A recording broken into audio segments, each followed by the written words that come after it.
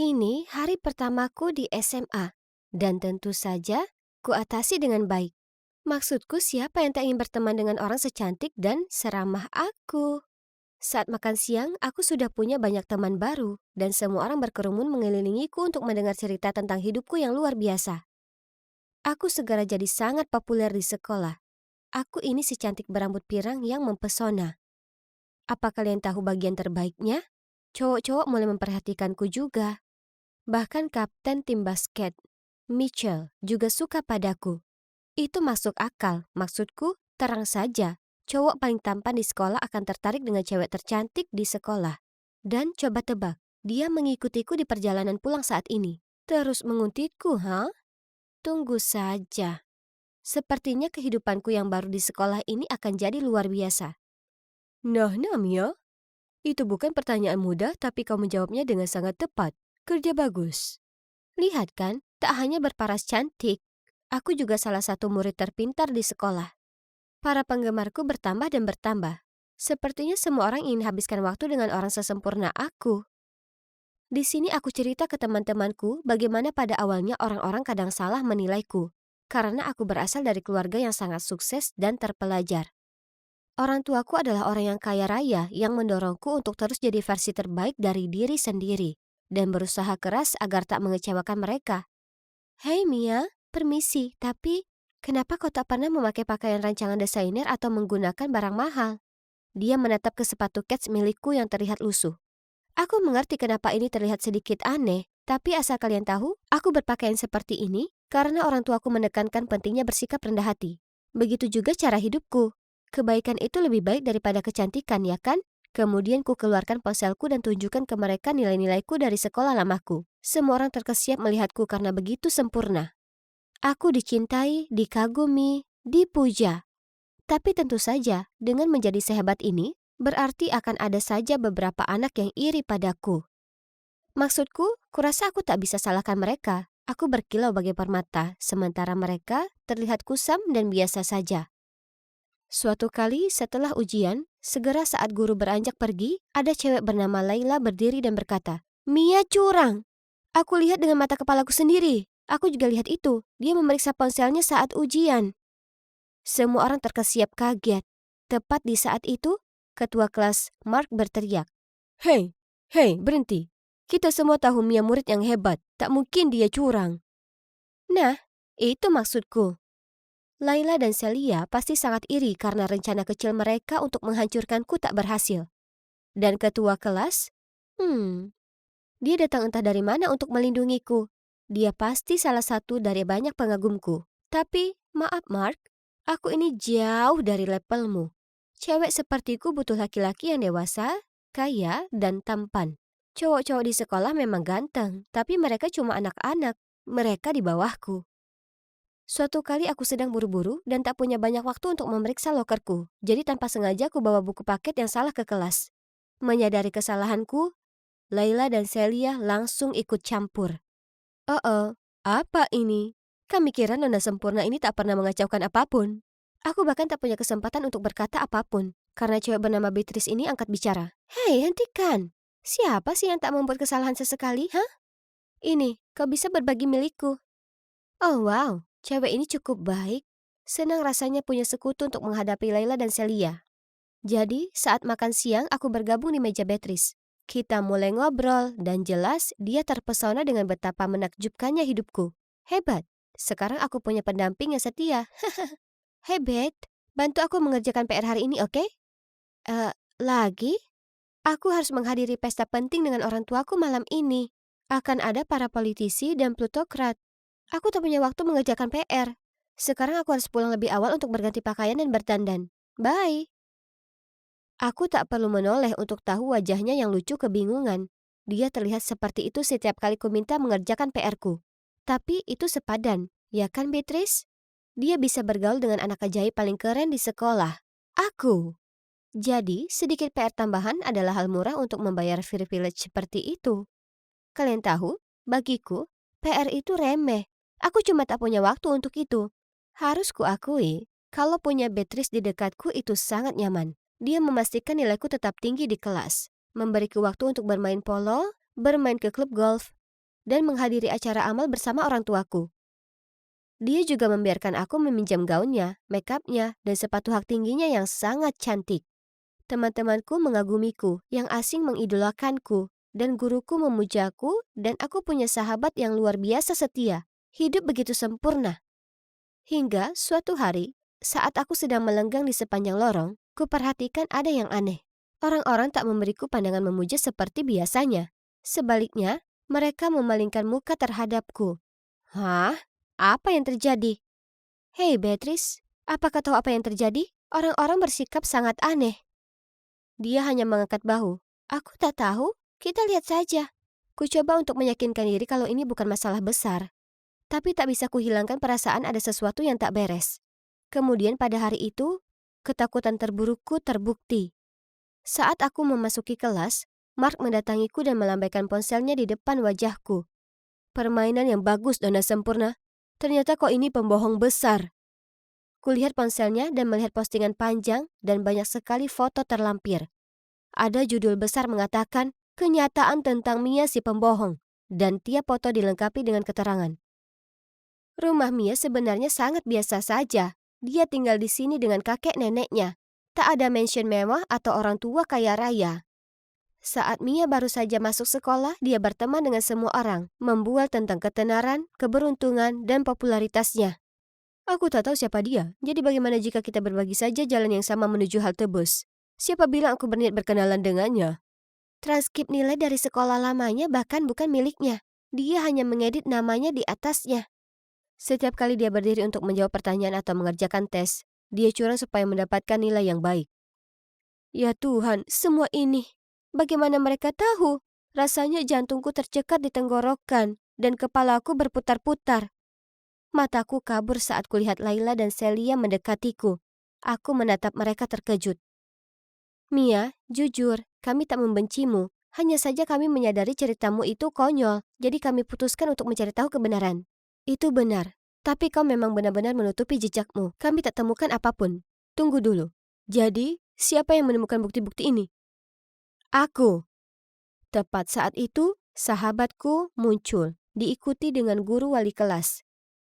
Mia, aku tahu kau pikir aku orang putus asa yang bisa kau kendalikan. Tapi tidak. Aku segera mengetahui semua yang kau katakan itu bohong. Jadi kukumpulkan bukti untuk membuktikannya. Semua orang melongo padaku dengan kecewa. Aku merasa sangat kebingungan karena situasi tersebut. Ini tak mungkin terjadi. Kucubit lenganku. Aduh, itu sama-sama terasa sakit dan nyata seperti apa yang terjadi di depan mataku saat ini. Beatrice melanjutkan, tak baik untukmu hidup dalam kebohongan seperti ini. Kau ini siapa? Gambaran realita mulai membanjiri pikiranku, membuat otakku rasanya seakan mau pecah. Kupegangi kepalaku dan berlari keluar kelas. Saat kubuka mataku, kudapati diriku sedang di rumah sakit. Wali kelas sedang duduk di sampingku dan kakek nenekku juga ada di sana. Mereka semua tampak sangat kecewa. Mia, kepala sekolah sangat marah dan akan mengeluarkanmu. Tapi Beatrice dan temannya yang meyakinkan beliau untuk membiarkanmu tetap sekolah. Apa? Beatrice? Tapi dia orang yang mengungkapku. Menyadari keterkejutanku, guru tersebut melanjutkan. Setelah melihat reaksimu, Beatrice sadar kalau mungkin kau punya masalah psikologis. Jadi dia meyakinkan kami untuk membantu membawamu ke rumah sakit untuk diagnosa. Aku memandang kakek dan nenekku. Mereka semua menangis. Tak disangka, tangisku pecah. Kudambakan kehidupan impian penuh dengan ketenaran, kekayaan, dan para pengagum. Sampai-sampai kubuat gambaran diriku sendiri di realita lain. Aku juga begitu terhanyut dalam skenario ilusi itu.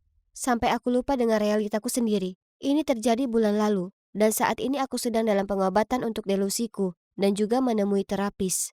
Sekarang aku dalam perjalanan menemui Beatrice, Laila, Celia, dan Mark. Tidak, aku tak mengada-ngada. Aku sungguhan menemui mereka. Oh astaga, itu mereka. Ini menakutkan, tapi ada sesuatu yang harus kulakukan. Jadi ku tarik napas dalam-dalam, kemudian mengikuti saran terapisku. Aku bicara dari lubuk hatiku. Hai guys, terima kasih sudah datang. Pertama-tama, aku mau minta maaf karena berbohong. Nyatanya, aku hidup dengan begitu banyak kebohongan sampai tak bisa lagi membedakan mana yang nyata dan tidak. Terapisku membantuku sadar kalau semua ini berawal setelah aku kehilangan orang tuaku. Sebagian bawah sadarku putus asa mendambakan kehidupan impian ini, sampai kuciptakan hidup baru. Dengan cara ini aku tak harus terima kenyataan, yaitu orang tuaku telah tiada, dan aku hidup dengan kakek nenekku yang miskin. Setelah selesai bicara, kupandang mereka semua. Setengah bersiap mereka akan memakiku atau apa, tapi sebaliknya. Beatrice tersenyum padaku dan berkata, butuh banyak keberanian untuk datang ke sini dan mengatakan itu. Aku juga minta maaf. Seharusnya aku tak mengucilkanmu seperti itu, tapi aku tak tahu kau sedang sakit. Sama, aku bangga padamu. Aku juga. Aku juga. Sekarang, kapan kita pesan kuenya? Jadi, sekarang bagaimana? Ya, aku masih minum obat dan konsultasi dengan terapisku. Sekarang aku bisa bedakan antara angan-angan dan kenyataan. Dan juga aku kembali bersekolah. Dan para guru serta teman sekelasku semuanya sangat menerima. Lebih baik lagi, aku sekarang punya teman-teman luar biasa yang menyukaiku apa adanya. Dan apa kalian tahu? Ternyata hidup dalam kenyataan sebenarnya tidaklah terlalu buruk. Tidak. Sekarang ambil uang busukmu dan turun dari kapalku. Ini memang bukan hari mujurmu. Dia orang kelima yang sudah menolak kita. Sepertinya tak ada satupun yang mau pergi ke pulau itu. Oh, hai yang di sana. Juliet di sini. Sudah 2 tahun sejak ayahku menghilang tanpa jejak secara misterius saat dalam perjalanan kerja. Ayah menghilang begitu saja. Tapi bahkan ketika pihak berwenang mengkonfirmasi dirinya telah meninggal, tak bisa kusingkirkan firasat kalau ayah masih hidup di luar sana. Jadi, aku tetap mencarinya sejak itu. Nyatanya, beberapa hari yang lalu, aku menemukan sebuah petunjuk. Kalian tahu, aku kuliah di Institut Arkeologi, di mana kebetulan kutemukan peta kuno harta karun yang tersembunyi di pulau terpencil. Terdengar hebat, kan? Nah, ini semakin gila. Tepat di titik yang sama tempat harta karun itu dalam peta, ada simbol burung walet. Itu simbol khas ayahku. Dan inisial namanya RC juga tertulis di situ. Apa mungkin tak boleh buang-buang waktu? Jadi itulah bagaimana aku berakhir di sini di perkampungan nelayan dekat pulau itu dengan sahabatku Laila. Dia ikut serta karena sangat khawatir aku pergi sendiri. Baik sekali dia. Kalian tahu, ada rumor yang beredar di penduduk lokal kalau pulau itu terkutuk. Rupanya, orang yang berani menjelajah ke sana menghilang tanpa jejak. Itulah kenapa namanya Lost Isle. Tapi, ada satu kapal yang kembali dari sana dalam keadaan utuh, milik Kapten Jack Butcher. Saat kembali, dia cerita ke penduduk lokal bahwa yang mengelilingi Lost Isle adalah tumbuhan karang dengan arus yang sangat deras. Jadi kebanyakan kapal akhirnya karam. Jiwa-jiwa mereka yang meninggal di sana terperangkap bertahun-tahun. Dan jadi roh jahat yang menjaga pulau itu dari orang asing. Tapi beruntung bagi Jack Butcher, dia kebetulan punya jimat Dewi Amphitrite untuk melindunginya dari semua badai di laut. Dan itu sungguh terbukti. Oh iya, aku dan Nella tetapkan dia orang yang tepat untuk pekerjaan ini. Jadi kami mendatangi bar lokal untuk mencarinya. Tolong beri aku satu kola lagi, katanya di sela-sela cegukan. Laki-laki ini sudah mabuk. Aku lalu bertanya padanya apa dia bisa membawa kami ke pulau itu, tapi pelayan bar menimpali. Oh, ayolah, hanya orang bodoh yang berani dekat-dekat Lost Isle. Tapi bukankah aman untuk pergi bersama Jack Butcher? Ku dengar dia terlindungi oleh dewa atau apa? Itu benar. Jack Butcher tiba-tiba meninggikan suaranya. Tapi jimat itu hanya ampuh saat kau di laut. Melangkah ke pulau itu adalah perkara lain. Lagi pula, roh yang menjaga pulau itu menakutkan. Aku tak cukup gila untuk kembali ke sana. Jadi jawabannya tidak. Tapi aku tak akan menyerah. Berapa banyak yang kau inginkan? 50.000. Dan aku akan berkata ya. Dia tertawa. Kata-katanya membuat kami tercengang. Ayo kita pulang saja, ini buang-buang waktu. Dia jelas mencoba merampok uang kita. 50.000?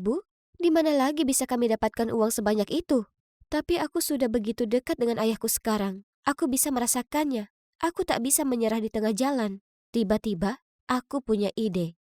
Sebenarnya, kami ingin pergi ke pulau itu untuk temukan harta karun yang nilainya lebih dari 50.000 dolar. Jika kau bawa kami bagi 2 harta karunnya. Bagaimana menurutmu? Hah, bagaimana aku tahu kau tak membual? Katanya. Jadi, kutunjukkan petanya. Butuh beberapa menit tapi akhirnya dia menjabat tanganku dan kesepakatan sudah dibuat. Kemudian dia bilang kami perlu pergi secepat mungkin. Kalau tidak orang lain akan berusaha mengalahkan kita untuk harta karun itu. Jadi, hari berikutnya pagi-pagi sekali kami menaiki kapalnya The Siren. Dan aku tak bohong, kami berdua agak takut. Para pelaut yang lain cukup garang dan hanya satu dari mereka yang terlihat menonjol karena tersenyum cerah ke kami. Dia lalu mendatangi kami dan menawarkan membawa barang bawaan kami. Dia bersikap sangat ramah dibandingkan yang lainnya. Apa yang lucu? Oh ya, aku Simon. Oh, tidak. Hanya saja kau sepertinya tak cocok berada di sini. Ya, aku tak punya banyak pilihan. Ayahku adalah kaptennya.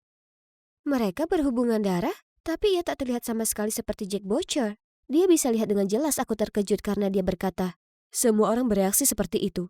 Itu benar. Aku tak terlihat mirip dengannya, ya kan? Ahem. Aku berbalik, menyadari Laila berdiri di sana menunggu kami. Dia tersenyum lebar dan tak hentinya menggodaku saat Simon memandu kami ke kamar. Sejak kapan tipemu berubah jadi pelaut?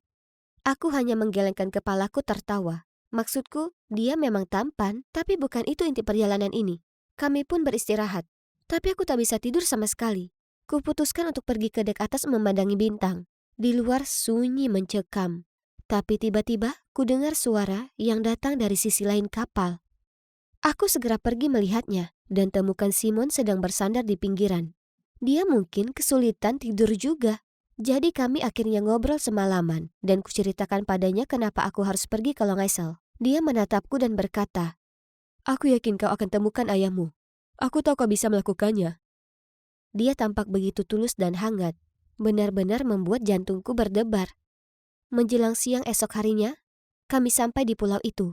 Dan ternyata pulau itu sama mengerikannya seperti apa yang dikatakan Jack Butcher. Deretan batu-batu terjal menjulang dari laut. Dengan ombak memecah begitu tinggi.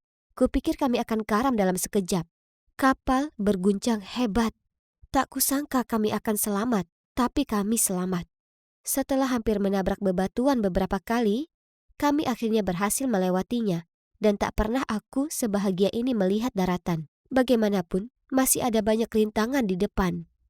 Di malam pertama di pulau itu, aku meringkuk di tendaku saat ku dengar langkah kaki datang dari luar dan membangunkanku. Segera ku buka resletingnya untuk melihat siapa di sana. Dan itulah saat kulihat sosok gelap bergegas menuju ke dalam semak-semak. Aku sangat ketakutan. Aku berteriak dan membangunkan semua orang.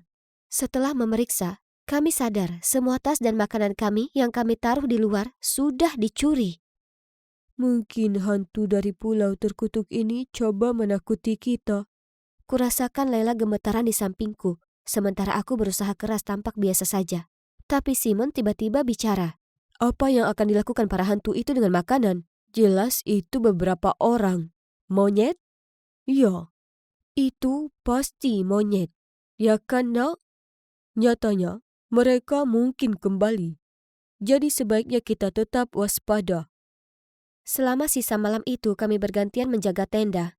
Lalu saat matahari muncul, kami mengemasi tenda kami dan melanjutkan perjalanan melintasi hutan. Juliet, apa benar ada hantu di pulau ini? Hantu itu tak nyata, Laila. Aku memulai, tapi kemudian kudapati diriku sendiri berteriak. Kaki kananku terjatuh dan tiba-tiba aku jatuh ke dalam sebuah lubang. Untungnya Simon di dekat situ dan meraih lenganku tepat waktu. Segera ku tengok ke bawah dan melihat ada puluhan patok kayu yang runcing ada di dasar lubang. Apa-apaan ini?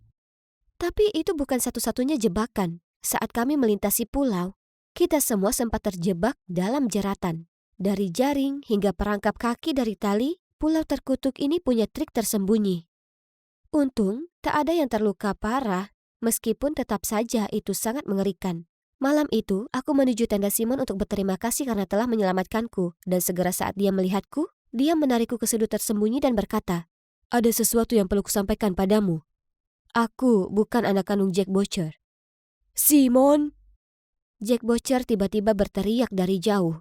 Ayo ke sini, sekarang juga. Aku akan bicara denganmu nanti. Sembunyikan kompas itu dan jangan bilang siapapun. Sebelum aku bisa mengerti apa yang sedang terjadi, dia pergi. Kejutan lain mengagetkanku saat kulihat simbol burung walet di samping inisial nama ayahku terukir di atasnya. Hah?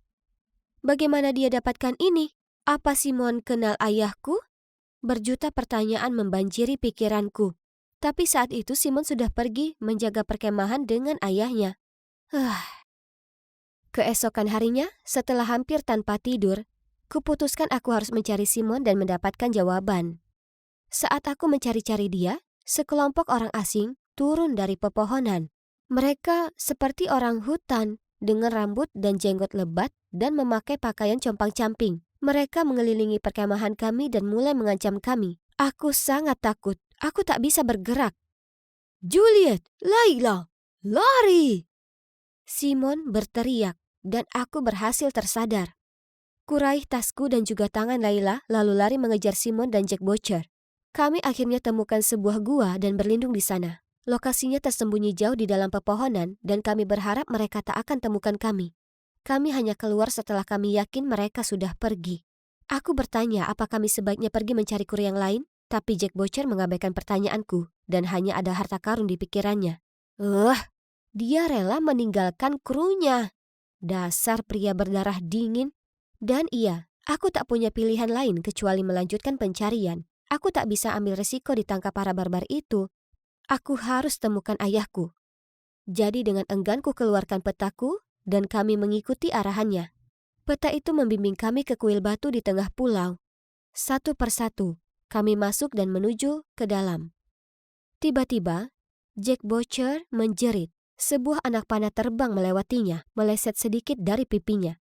Ketakutan, dia berubah pucat dan memegangi dadanya. "Harta karunmu sebaiknya sebanding dengan semua ini. Kalau tidak..." Kami melanjutkan lalu melihat sebuah pintu. "Itu dia. Harta karunnya ada di balik ini."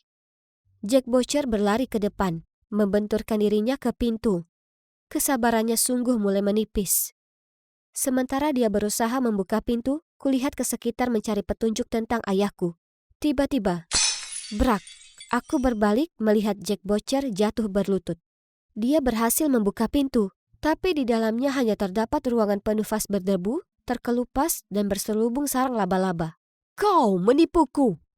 Ku pertaruhkan nyawaku untuk masuk ke lubang pulau ini tanpa hasil apapun." Jack Butcher lalu menukik untuk menangkapku. Aku berusaha keras menghindarinya. Dia meremas leherku kuat-kuat. Aku tak bisa nafas. Kulihat ke arah Simon, minta bantuan, dan dia mencoba menenangkan Jack Butcher. "Oh, diamlah. Dan kau, bawa semua barangmu ke sini, atau temanmu ini akan dalam masalah besar." Gemetaran, Layla menuruti perkataannya, memohon agar dia melepaskanku, tapi Jack hanya memberinya tatapan mengancam, sambil mempererat lengannya di leherku. Dia mengkode Simon untuk datang membawakan barangnya. "Tidak, biarkan dia pergi."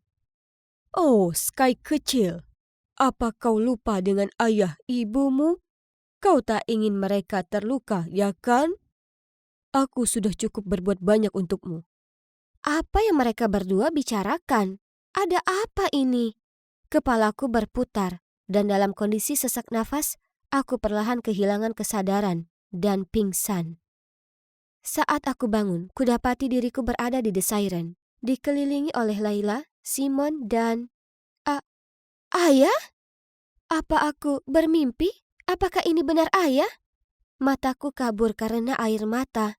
Aku bergegas mendekat dan memeluk ayahku. Kemudian aku tahu apa yang telah terjadi. Segera setelah aku pingsan, gerombolan orang barbar itu masuk, menangkap Jack Butcher, dan membebaskan kami semua. Ternyata, orang-orang ini para pelaut, arkeologis, dan penjelajah yang telah datang ke pulau untuk mencari harta karun. Saat melewati terumbu karang, mereka diserang oleh gerombolan perompak yang merampok semua harta benda dan barang-barang mereka. Lalu tanpa ampun, mereka dibuang begitu saja di pulau itu. Kru para perompak itu tak lain adalah kru Jack Butcher. Semua legenda tentang pulau itu, termasuk jimat Amphitrite, adalah karangan Jack Butcher sendiri. Mengira dia bisa menutupi kejahatannya dengan mencegah orang-orang mendekati pulau itu. Wow, pria itu sungguh monster. Aku tahu ada yang mencurigakan tentangnya. Tapi untungnya, dengan mengambil kesempatan para perompak berlayar ke pulau itu, Kumpulan korban bersekongkol menangkap mereka dan membebaskan diri dari pulau terpencil itu. Sedangkan Simon, kasihan Simon, dia telah melalui begitu banyak hal. Dia sebenarnya merupakan salah satu korban. 2 tahun lalu, dia dan orang tuanya juga dibuang di pulau itu. Khawatir anak mereka tak akan selamat, orang tuanya memohon Jack Butcher untuk menjadikannya bagian dari kru. Melihat Simon yang kuat dan sehat, Jack Butcher setuju. Dengan satu syarat, jika Simon mengkhianatinya, orang tuanya akan dieksekusi. Berkat Simon, para korban bisa selamat hingga hari ini. Setiap kali kapal mendekat ke pulau, dia akan menyelundupkan makanan dan kebutuhan ke dalam tong dan membiarkannya terapung ke pantai. Langkah yang pintar. Oh, dan bukan itu saja. Ketika Simon berada di pantai, dia telah bertemu ayahku. Dan mereka bahkan sudah bicara sebelum Simon akan naik kapal dan bergabung dengan kru. Tolong, berjanjilah jika kau berhasil kabur. Coba temukan putriku dan berikan padanya ini sebagai tanda kalau aku masih hidup dan baik-baik saja. Aku janji. Aku tak percaya ini. Ini semua berkat Simon yang sudah menemukan ayahku. Dia tersenyum baik padaku dan ayah lalu berkata, "Lihat, aku tak pernah ingkar janji." Oh iya, ketika kapal berlabuh, para perompak langsung ditangkap. Sedangkan untuk korban, mereka akhirnya berkumpul kembali dengan keluarga mereka. Sekarang 1 tahun telah berlalu. Dan jujur, semua ini masih begitu nyata bagiku. Aku dan ayahku menghabiskan sebagian besar tahun lalu mendirikan organisasi untuk membantu orang-orang yang terdampar di pulau itu untuk membaur kembali ke masyarakat. Lela sebenarnya telah menulis buku tentang petualangan kami. Dan sedangkan aku dan Simon, ya, kami resmi berpacaran. Sepertinya itu bukan pulau yang terkutuk, ya kan? Aku berjalan santai menyusuri lorong, sedang memikirkan urusanku sendiri. Saat ku rasakan hembusan angin sejuk bertiup melalui lorong, aku menoleh untuk melihat, dan oh, itu Natasha. Aku tak berniat menatap matanya, tapi kulakukan itu. Oh tidak, apa dia akan memukulku? Panik, segera aku menatap ke arah kakiku. Jantungku berdebar-debar ketakutan, dan di dalam benakku terus kuulangi. Tolong jangan sakiti aku, tolong jangan sakiti aku. Tapi yang melegakan, dia berjalan melewatiku.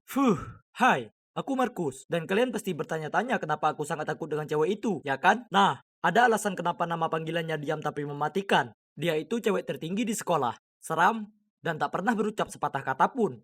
Sekolah penuh dengan rumor tentangnya, seperti bagaimana anak terakhir yang berulah dengannya berakhir di IGD. Tak seorang pun, dan maksudku, tak ada seorang pun yang boleh menatap matanya. Tidak kecuali mereka ingin berakhir tak sadarkan diri. Aku pastinya dapat keberuntungan bisa lolos.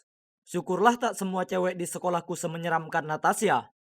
Tidak, sebaliknya ada cewek yang sangat imut bernama Naomi. Dia cantik, manis, dan lembut. Hanya saja, dia juga sangat populer dan pacaran dengan Nicholas, kapten tim basket. Jadi, kusimpan sendiri saja perasaanku dan melanjutkan hidupku. Tapi tunggu, mana buku harianku? Kurasa tertinggal di lab science. Jadi aku bergegas ke sana, dan oh tidak, Nicholas ada di sana, sedang baca buku harianku. Aku langsung merebut itu darinya, tapi sudah terlambat. Dia sudah memotret lirik lagu yang kutulis tentang perasaanku terhadap Naomi. Sial, jadi biar kuluruskan ini. Cowok kutu buku sepertimu beraninya menghayalkan Naomi. Tapi kita ada masalah di sini. Dia itu pacarku. Apa kau tak tahu? Tunggu, bukan seperti itu. Tapi aku akan menghindar darinya. Aku janji. Nicholas memberiku tatapan menakutkan. Uh, tak ada hal baik yang datang dari tatapan macam itu. Kusiapkan diri menghadapi apa yang akan dia lakukan selanjutnya. Kau harus lakukan apa yang kukatakan. Kalau tidak, aku akan menghancurkan hidupmu. Hah? Apa dia serius? Menilai dari seringai liciknya, yap, dia 100%. Serius. Aku mau kau mengajak Natasha jalan. Pastikan kau lakukan itu di depan seluruh kelas. Apa? Natasha? Cewek menakutkan itu? Bagaimana aku bisa? Jika kau menolak, seluruh sekolah akan tahu soal ini. Kemudian dia melambaikan ponselnya di depanku. Nicholas yang keji. Tapi aku tak bisa ambil resiko laguku disebar ke semua orang. Jadi sepertinya aku tak punya pilihan lain. Jadi hari berikutnya aku berjalan mendekati bangku Natasha dan bertanya padanya, Natasha, maukah kau jadi pacarku? Seluruh kelas terdiam. Lalu mereka tertawa terbahak-bahak. Dia melotot padaku. Ini tak baik. Aku meringis bersiap menghadapi pukulan maut. Tapi sebaliknya, dia menuntunku keluar ke sudut lorong. Kemudian dia memberiku senyum tipis diikuti dengan anggukan.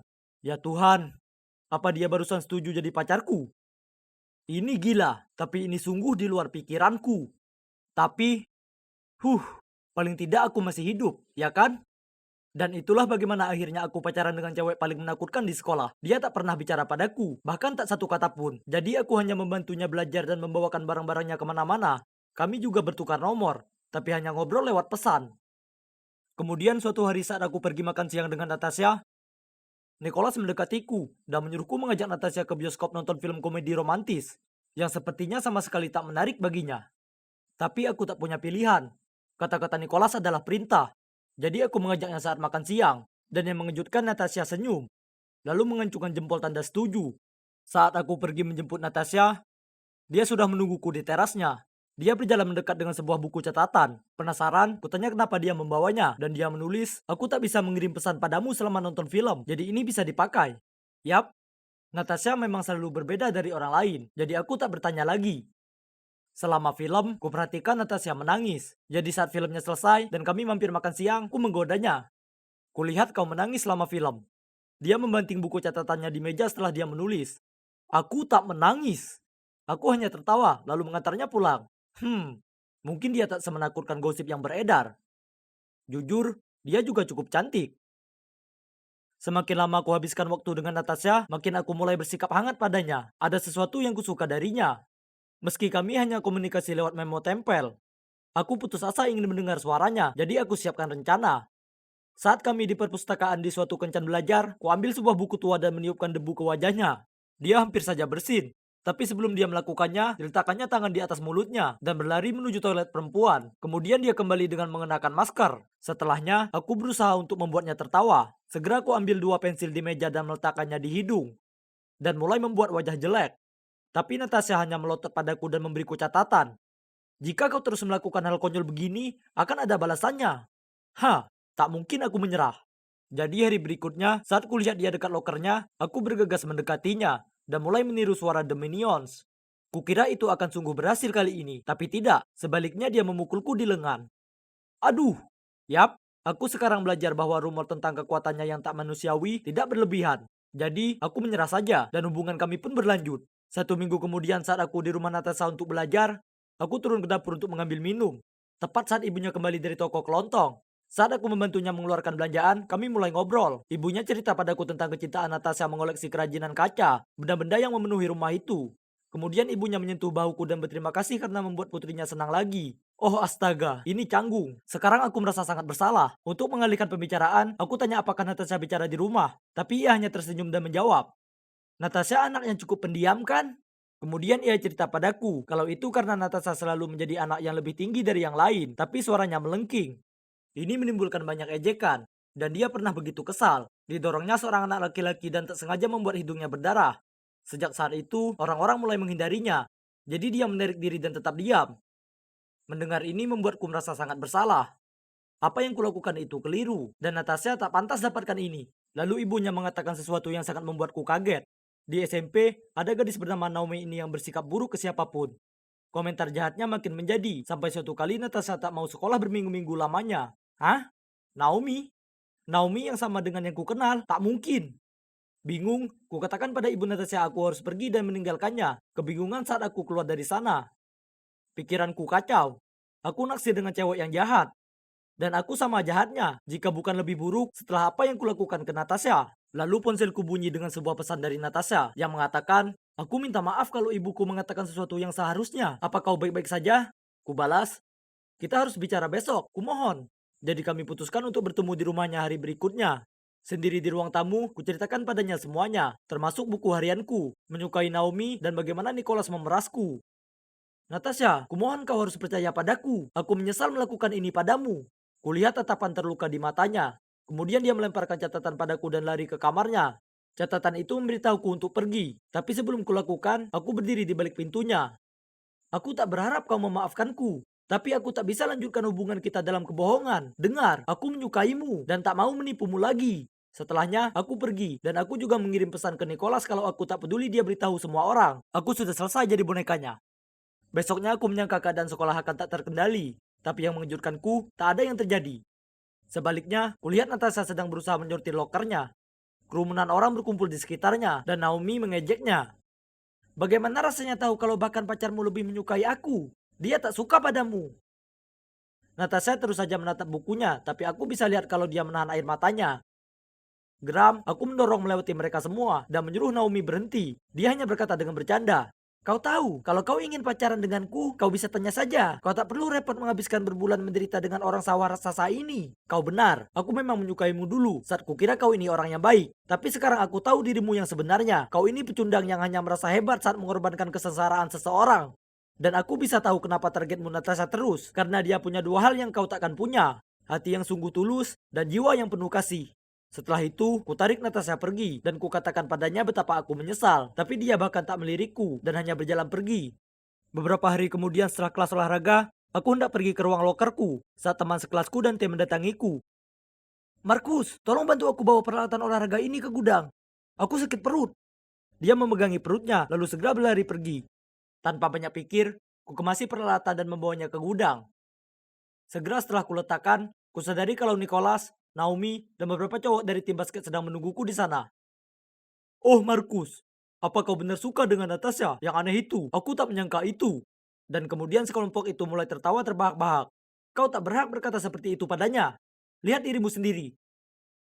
Wah, apa kau membelanya? Lalu dia menoleh ke Nicholas. Sayang, tunjukkan padanya siapa bosnya di sini. Lalu dikeluarkannya ponselnya dan mulai merekam. Nicholas menyeringai, lalu menarik kerah kemejaku dengan satu tangan dan mengulurkan tinjunya ke arahku dengan tangan satunya. Aku berusaha berontak tapi tak bisa lepas. Dia terlalu kuat. Tahu aku akan tamat, kupejamkan mataku dan menunggu bogemnya. Tapi tiba-tiba muncul suara keras. Stop! Kubuka mataku dan melihat Natasha dan seorang guru berdiri di depan pintu. Ternyata dia tak sengaja dengar Dante membual tentang rencana Nicholas. Jadi dia datang menyelamatkanku. Aku melihat ke arahnya dengan penuh rasa terima kasih, tapi dia berpaling menghindari tatapanku. Sementara Nicholas buru-buru melepas kerah bajuku dan berbohong ke guru kalau kami hanya ngobrol. Tapi tentu saja, ia tak mempercayainya dan menyuruh mereka semua ke ruang penyelia. Setelah insiden itu, Nicholas, Naomi dan anggota tim basket yang lainnya diskors dari sekolah selama 2 minggu. Mereka pantas mendapatkannya. Tapi siapa peduli? Aku punya hal yang lebih penting di pikiranku, seperti memenangkan kembali Natasha. Aku tahu hari ulang tahunnya sebentar lagi, dan ingat betapa sukanya dia dengan kerajinan kaca. Jadi kubelikan dia figurin kaca slop Cinderella, bersama tiket prom senior dan kartu bertuliskan, terima kasih dan selamat ulang tahun. Aku tahu yang kau lakukan tak berarti kau memaafkanku, tapi aku ingin jadi pacarmu sungguhan. Jadi ku tinggalkan untukmu tiket prom senior. Jika kau datang dan dansa denganku, maka aku tahu kau memberiku kesempatan lain. Jika tidak, maka aku tahu ini sudah berakhir. Tapi ingat, kau orang yang spesial dan layak dapatkan yang terbaik. Malam di mana prom tiba, aku terjebak di sana sendirian merasa seperti orang bodoh. Ini menyebalkan, tapi setelah apa yang ku perbuat, ini pantas ku dapatkan. Aku tak ingin berada di sini tanpanya. Jadi aku bersiap pergi. Tapi kemudian teman sekelasku menepukku di pundak dan memberi tanda agar aku berbalik. Ya Tuhan, itu Natasha dengan gaun merah tua yang paling indah. Dia jalan mendekatiku lalu mengulurkan tangan yang mengajakku berdansa. Dan tentu saja, aku diterima. Saat lagu berakhir, dia mencondongkan badannya dan berbisik padaku. Terima kasih, pahlawanku. Bisa dikatakan kalau itu merupakan malam paling membahagiakan dalam hidupku. Karena malam itu membawaku mendapatkan pacar terbaik yang pernah ada. Oh, dan sebenarnya suaranya sangat imut. Meskipun dia merasa kesal padaku saat ku beritahu dia itu. Haha. Ya, ini ada banyak uang lagi yang perlu ditambahkan ke tumpukan itu. Oh, hey, aku Zoe. Seorang lulusan baru yang menjadi pekerja kantoran dengan gaji yang buruk. Aku hampir tidak mampu membayar makanan dan sewa, apalagi memikirkan utang kuliahku. Sebenarnya tidak masalah jika itu hanya aku, karena aku bisa hidup dari mie kuah. Tapi aku juga harus memikirkan Berdi, adik perempuanku. Oh, dia sudah kembali dari sekolah. Zoe, aku menemukan ayah hari ini. Hah? Aku menatapnya dengan senyum masam. Sebenarnya ini bukanlah hal baru.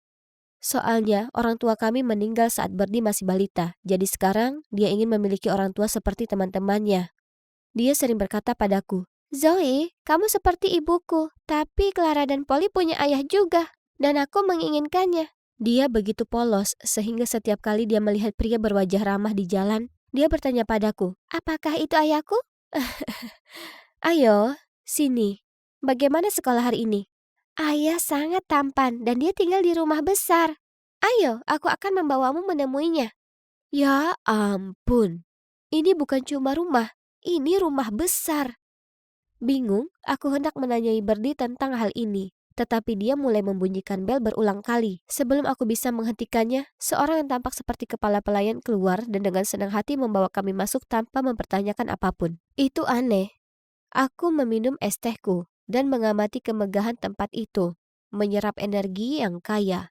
Ketika tiba-tiba seorang pria yang sangat gagah berjalan mendekat. Itu dia, itu ayah. Hah?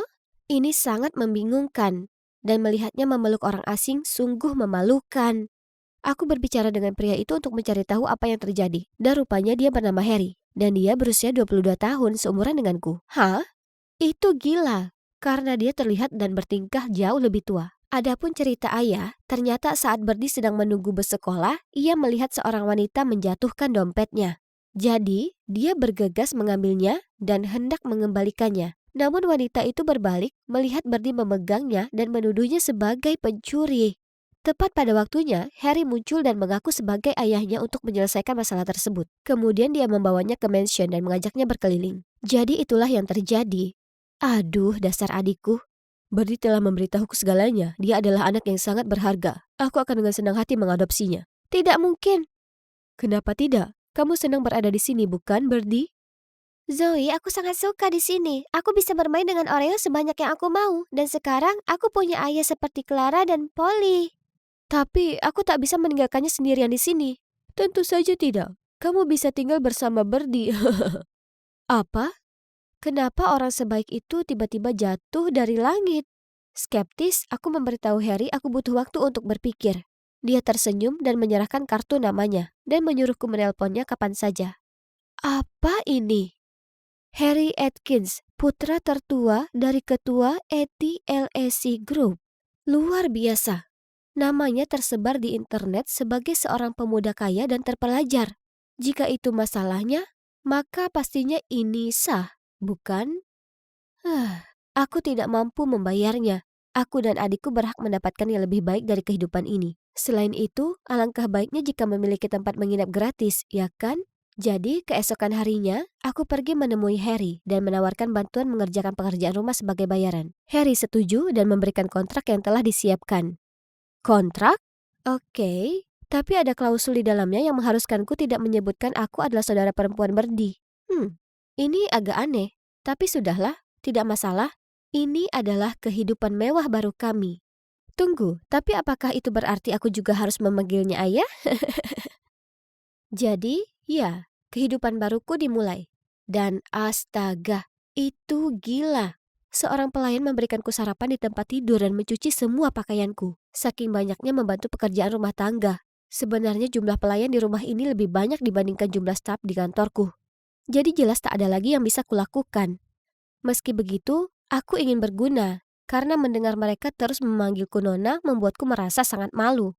Namun, ups, ternyata aku payah dalam pekerjaan rumah. Suatu kali aku memasukkan setelan bagus Harry ke dalam mesin cuci dan akhirnya merusaknya, yang membuatnya mondar-mandir di ruangan dengan marah. Selain itu, dia sepertinya tidak bisa mengatakan sesuatu yang baik tentangku. Selalu mengeluh tentang bunga yang aku beli, atau mengatakan muffin yang aku panggang selama berjam-jam terlalu kenyal. Dia membuang semua barang buatanku karena dia mengira itu sampah. Dasar pria yang kasar. Oh, tunggu, dia bahkan bukan laki-laki. Dia hanyalah anak keras kepala yang tidak peduli dengan perasaan orang lain. Sudah kubilang, kalau bukan karena Berdi dan kontrak itu, aku akan... Tapi itu hanya keluhan kecil. Secara umum, kehidupan kami di sini luar biasa. Berdi sangat bahagia dan melihatnya menjalani kehidupan terbaiknya membuatku tersenyum. Tapi tanpa aku sadari, ternyata ini seperti ketenangan sebelum badai. Badai Rachel, tunangan Harry yang bertunangan sejak kecil. Dia berasal dari keluarga kaya dan karena itu dianggap sebagai aliansi pernikahan yang cocok untuk keluarga Harry. Aku mendengar para pelayan di rumah mengatakan bahwa Harry adalah penerus perusahaan. Jadi ketika dia menikahi Rachel, perusahaan akan semakin berkembang. Begitu dia melihatku, Rachel terus bertanya pada Harry, "Hei, siapa ini? Kenapa dia di sini? Dan gadis ini juga, kenapa ada anak kecil di rumah?" "Siapa wanita menakutkan ini?" Mendengar itu, Rachel menatapku dari ujung kepala sampai ujung kaki. Kemudian bertanya padaku, "Kenapa kamu di sini? Bagaimana kamu kenal Harry? Kapan kamu pergi dari sini?" "Cukup." Sungguh melegakan. Harry turun tangan tepat pada waktunya, lalu menyeretnya ke ruang baca. Rachel mengikuti Harry, tetapi tidak lupa melingkarkan lengannya di lehernya saat dia menatapku dengan ekspresi puas di wajahnya. Hah? Apa yang dia maksud dengan itu? Apakah dia cemburu? Jika itu masalahnya, maka dia membuang-buang waktunya. Sebab, memang benar aku sedang suka seseorang. Tapi itu bukan Harry. Kalian tahu, 1 minggu yang lalu aku sedang berjalan pulang dari toko kelontong ketika aku bertemu cinta dalam hidupku. Tas belanjaku pecah dan soda, kue, dan keripik kentangku terjatuh. Aku sedang mencoba untuk mengambil semuanya tanpa tertabrak ketika tiba-tiba seorang pria muncul dan membantuku. Lalu dia mengantarku pulang. Namanya Markus dan dia sangat ganteng. Setelah itu, kami bertukar nomor dan terus berkirim pesan sejak saat itu. Markus sangat mudah diajak bicara, jadi aku bercerita padanya tentang segala hal. Mulai dari Birdie yang diadopsi hingga fakta bahwa aku sekarang bekerja sebagai pembantu rumah tangga. Dia sangat manis dan baik hati, dan aku merasa bisa memberitahunya apapun. Dia adalah pangeran impianku. Bagaimanapun, kehidupan anehku di mansion terus berlanjut. Satu hal yang pasti, Harry sangat sayang ke Birdie. Untuk ulang tahunnya, dia mengejutkannya dengan perjalanan ke taman hiburan. Harus kuakui, kami bersenang-senang bersama. Birdie mengajak kami naik komedi putar 5 kali, lalu kami beli es krim. Tiba-tiba, aku melihat Harry menatapku dengan aneh. Apa? Ada es krim di bibirmu. Di sini. Dia mencondongkan tubuh ke depan dan dengan lembut menyeka dengan serbet. Saat itu, kerumunan orang menyerbu masuk dan Harry mengulurkan tangan dan menarikku dan Birdie lebih dekat padanya. Mata kami bertemu dan, ya, kenapa aku merinding dan jantungku berdebar kencang? Apa maksudnya? Apakah dia melakukan itu dengan sengaja atau tidak? Dan kenapa aku merasakan perasaan aneh ini? Saat aku masih tenggelam dalam pikiranku, Harry menghentikan mobilnya dan berkata dia harus melewati tempat kakaknya untuk mengambil beberapa berkas. Hah? Bukankah itu Markus? Markus? Aku berseru. Kalian berdua saling kenal? Aku tidak menjawab, malah mengalihkan perhatianku ke Birdie. Ketika kami sampai rumah, aku terus bertanya-tanya kenapa Markus tidak pernah memberitahu aku siapa dia. Aku kirim pesan untuk bertanya, dan dia menjawab mereka berdua tidak akur, jadi dia tidak ingin aku mengetahuinya. Terlepas dari semua itu, aku begadang semalaman memikirkan Markus. Dan, juga Harry. Bisa dibilang aku bingung tentang segalanya. Kemudian, suatu hari Markus dan Rachel tiba-tiba muncul di rumah Harry dengan membawa banyak barang belanjaan. Rachel mengumumkan bahwa dia sedang membuat kue, karena sebentar lagi dia akan berulang tahun. Dan kita semua harus membantu. Oke, aneh, tapi terserah. Aku sedang menyiapkan adonan ketika Markus meraih tanganku yang mengaduk dan bersikeras membantuku. Tiba-tiba, Harry menyerbu di antara kami. Setelah melihat ini, Rachel menarik lengannya dan menariknya pergi. Mataku membelalak ngeri saat aku melihat adonan itu terbang ke udara dan perlahan-lahan berceceran ke seluruh tubuh kami. Kami berdiri di sana, berlumuran adonan kue, saat kami semua bertukar tatapan kotor. Oke. Jadi setelah pertunjukan kecil itu, menurutku sudah jelas untuk mengatakan bahwa Harry mempunyai perasaan terhadapku. Kemudian ketika Markus dan Rachel telah pergi, dan aku baru saja mandi, Harry mengetuk pintuku dan tersenyum kepadaku dan berkata, Zoe, besok ada makan malam keluarga di mana kamu akan bertemu orang tuaku. Jangan khawatir, kamu tidak perlu mengatakan apapun. Sebagai cara mengucapkan terima kasih, aku akan melunasi hutang kuliahmu. Oke, itu aneh, tapi saat ini aku sudah belajar untuk tidak mempertanyakannya lagi. Selain itu, alangkah baiknya jika bebas hutang. Dan itu hanya makan malam, kan? Aku ingin memutuskan pertunangan dengan Rachel. Ini pacarku, dan kami sudah punya anak bersama. Apa? Aku hampir berseru. Tetapi Harry meremas tanganku untuk menghentikanku mengatakan apapun. Jadi aku duduk di sana dengan ekspresi tercengang di wajahku. Tepat pada saat itu, Markus dan Rachel menyerbu masuk. Hentikan aksinya. Ibu, ayah, dia bukan pacarnya. Dan gadis kecil itu adik perempuannya. Dia hanya seorang pembantu miskin. Ya, benar. Aku sudah tahu selama ini. Akulah yang menyuruh Markus berpura-pura menyukaimu untuk mendapatkan bukti. Ada apa semua ini? Ibu, ayah, menurutku pembohong seperti dia tidak seharusnya menjadi pewaris perusahaan kita. Pikirkan kembali keputusan kalian. Aku tidak mengerti. Apa yang terjadi di sini? Pacar? Anakku siapa? Pewaris dari apa? Aku hanya tahu satu hal. Bahwa aku dibodohi oleh kekasihku dan Harry. Aku merasa seperti orang bodoh. Jadi aku langsung meraih Birdie, mengemas semua barang-barangku, lalu segera berlari keluar dari mansion itu. Birdie yang malang dan lugu tampak begitu bingung. Dia terus bertanya di mana ayahnya berada dan kenapa dia tak bisa tinggal bersamanya. Aku mengambil saja sisa tabungan kami untuk menyewa apartemen kecil untuk kami berdua. Kehidupan kembali normal. Surat permintaan terakhir dan sebagainya. Inilah realita hidup kami. Aku tahu itu sekarang. 2 bulan terakhir seperti mimpi. Sudah waktunya untuk bangun. Tapi tetap saja, aku kesal setiap kali aku memikirkan bagaimana Harry telah membodohiku. Aku mencari tahu secara online dan melihat artikel tentang bagaimana Marcus mengambil alih perusahaan, namun akhirnya bangkrut karena pengambilan keputusan yang buruk. Adapun Harry, dia telah mendirikan startup-nya sendiri dan tampaknya berjalan cukup baik. Namun kemudian pada suatu hari yang cerah, aku sedang dalam perjalanan untuk menjemput Birdie dari sekolah. Ketika seseorang yang aku kenal berjalan di sampingku. Hei, ini hari yang menyenangkan kan? Harry, apa yang kau mau? Lihat. Kuakui pada awalnya, aku hanya memanfaatkanmu untuk membatalkan pertunanganku dengan Rachel. Tapi kemudian, aku menginginkanmu dan Birdie dalam hidupku. Aku mencintaimu, Zoe. Ayo pulang bersamaku. Aku sangat gugup. Ini sepertinya perasaan paling gugup yang pernah aku alami dalam hidupku. Aku bahkan tidak menyangka konferensi pers bisa seramai ini.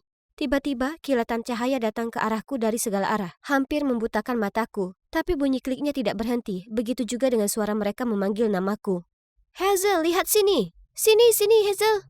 Ya ampun, kenapa ini kacau sekali? Aku mulai panik, jadi aku lari. Tapi aku baru mengambil beberapa langkah, buk. Oh, sepatu hak tinggi bodoh ini. Oh, hai, aku tidak melihatmu di sana. Baiklah, jujur saja agak sulit melihat siapapun dari sudut ini. Kemudian dari segala arah, para wartawan berdatangan seperti burung nasar yang kelaparan, mencoba memotretku. Aku masih bingung dan tidak tahu harus berbuat apa ketika... Semuanya, tolong beri dia ruang. Apa kamu baik-baik saja? Robert, ayah angkatku, membantuku berdiri. Permisi, ini pertama kalinya dia menghadiri acara yang ramai seperti ini. Jika kamu tidak keberatan, kami akan membantunya menjawab pertanyaanmu. Phew, aku akhirnya lolos dari kekacauan. Atau begitulah yang kupikirkan. Begitu sampai di dalam rumah, Robert berteriak, Pamela, yang membuatku ketakutan dalam hidupku. Bukankah aku sudah memberitahumu untuk mengajari Hazel sopan santun? Bagaimana kamu bisa membiarkan dia mempermalukan dirinya sendiri di depan publik seperti itu? Pamela tampak malu dan terus membungkuk dan meminta maaf, namun Robert tetap saja marah. Jika ini terjadi lagi, sebaiknya kamu mengemasi tasmu dan keluar dari sini. Aku merasa sangat bersalah. Itu semua karena aku sehingga dia dimarahi seperti itu. Tapi aku telah melakukan yang terbaik. Jelas itu tidak cukup baik. Aku mencoba melupakannya. Tapi besoknya Pamela membangunkanku. Dia memberiku jadwal dan memberitahuku bahwa mulai sekarang aku tidak perlu berangkat ke sekolah. Dan sebagai gantinya seorang tutor akan datang untuk mengajariku di rumah. Apa? Kenapa tiba-tiba? Tanyaku pada Pamela dengan kaget. Itu karena kejadian kemarin, wali kota telah memutuskan kalau kamu harus meluangkan lebih banyak waktu untuk mempelajari etiket yang diperlukan. Apa kamu serius? Dia tidak bisa mengurungku begitu saja di sini. Mustahil. Hazel, dengarkan. Kamu harus bersyukur bahwa kamu diadopsi di rumah ini. Ingatlah semua yang telah dilakukan Tuan Cornelius untukmu dan patuhi apa yang aku katakan. Apa kamu mengerti maksudku? Menatap mata Pamela, aku tahu aku tidak punya pilihan selain setuju. Hari upacara pembukaan balai kota akhirnya tiba, dan aku harus meninggalkan rumah untuk pertama kalinya dalam sebulan. Sebulan penuh. Sekarang adalah momen yang sebenarnya. Di mata publik, aku telah sepenuhnya berubah menjadi wanita bergengsi. Ketika Robert mulai berbicara pada upacara tersebut, dia mengumumkan penggalangan dana amal untuk panti asuhanku. Dengan harapan anak-anak sepertiku akan diberi kesempatan untuk menjalani kehidupan yang lebih baik. Mendengar pidatonya, aku hampir tidak bisa menahan air mata. Aku sedang duduk di samping ibu angkatku, Eleanor. Jadi aku berbalik untuk memeluknya erat-erat. Tiba-tiba semua mata tertuju padaku, dan sepertinya aku akhirnya melakukan sesuatu yang benar. Aku tersenyum pada Robert dan kami berdua menitikkan air mata. Mungkin Pamela benar. Aku sungguh beruntung telah diadopsi oleh orang-orang baik seperti mereka. Namun, begitu kami tiba di rumah, segalanya berubah. Orang tuaku terdiam dan pergi ke kamar mereka, meninggalkanku sendirian. Mana pujianku? Aku telah melakukannya dengan sangat baik. Kenapa mereka tidak senang? Hari-hari berikutnya mereka masih memintaku untuk bergabung dengan acara mereka. Jadi kurasa aku telah melakukan pekerjaan dengan baik. Dan ketika media dan masyarakat ada di sekitarku, mereka semua bersikap sensitif dan penuh kasih sayang terhadapku, terus-menerus memujiku. Kami pasti terlihat seperti keluarga yang sempurna. Namun begitu kami tiba di rumah, mereka mengabaikanku. Dan jika mereka ingin memberitahuku sesuatu, mereka akan meminta Pamela untuk berbicara denganku. Aneh sekali. Sebenarnya aku mulai merasa sangat kesepian dan tertekan. Dan meskipun aku hidup dalam kemewahan, aku merindukan panti asuhan. Suatu hari, Putri Pamela, alias satu-satunya teman yang aku punya di rumah besar ini, Paisley, melihat betapa kesalnya aku dan bertanya, "Hei, jadi kenapa kamu setuju untuk pindah ke rumah ini? Kamu jelas tidak senang di sini." Paisley mengerti perasaanku. Dia seumuran denganku, jadi kami berada pada gelombang yang sama. Aku gugup untuk menceritakan perasaanku padanya, tapi aku tahu dia akan mengerti, jadi aku menceritakan semua padanya. Masalahnya aku sebenarnya punya saudara perempuan, dia baru berusia 8 tahun, dan namanya Amber. Itulah sebabnya aku merindukan panti asuhan. Dia masih di sana. Dia menderita penyakit jantung bawaan, jadi setelah orang tua kami meninggal, panti asuhan tidak mampu membayar biaya rumah sakitnya. Ketika keluarga wali kota memutuskan untuk mengadopsiku, aku menolak karena aku tidak mau meninggalkan Amber sendirian. Tapi kemudian Robert menawarkan untuk membayar perawatan medisnya jika aku setuju, dan ya, sisanya tinggal sejarah. Aku tidak bisa pergi begitu saja. Jika aku melakukannya, apa yang akan terjadi pada Amber? Oh, Hazel, aku tidak tahu. Aku minta maaf, tapi aku harus jujur padamu. Suatu kali aku dengar Robert dan Eleanor berkata bahwa kamu adalah gadis yang sempurna untuk memainkan peran ini. Hah? Peran apa? Itu berarti, apakah mereka memanfaatkanku untuk sesuatu? Itu tidak masuk akal. Tapi kata-kata itu terus melekat di pikiranku sampai suatu kali Eleanor memintaku untuk bergabung dengannya di acara amal, yang menurutnya akan disiarkan di televisi. Tugas kami adalah menyiapkan makanan buatan sendiri dan membagikannya kepada para tunawisma.